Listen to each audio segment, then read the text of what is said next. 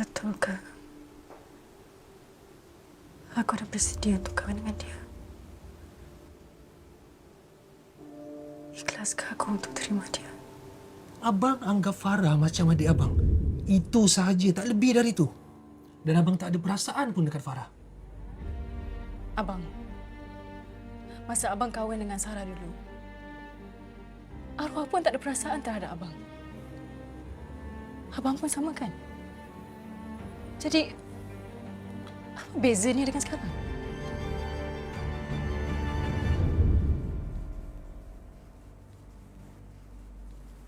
Macam itulah.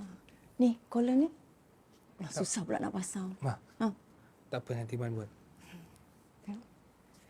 cuba senyum sikit. Kenapa muka masam ni?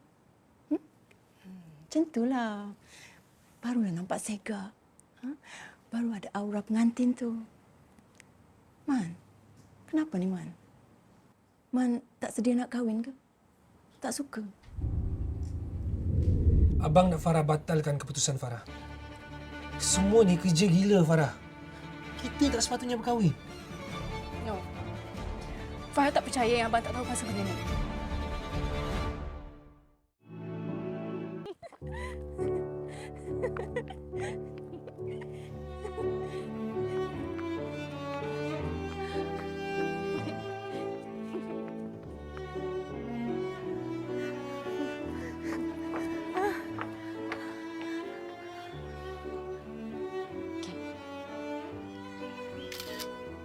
Senyum.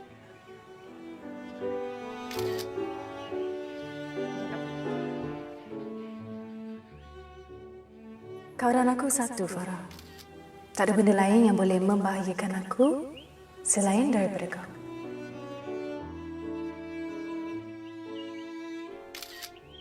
Hello, sweetheart.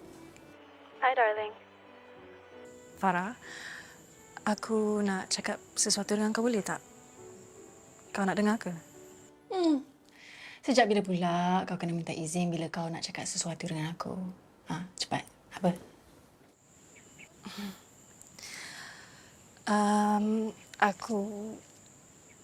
Aku family Lukman dah masuk meminang aku.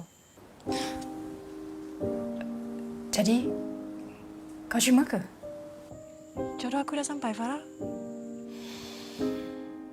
Alhamdulillah.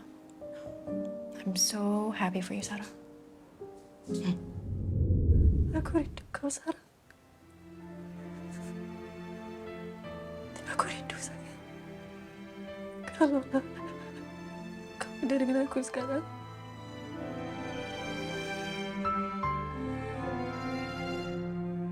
Man, dah siap dah? Dah siap dah ni. Ha, sikit lagi ni. Ha? Tengoklah anak kita ni, Ma. Ha? Dah macam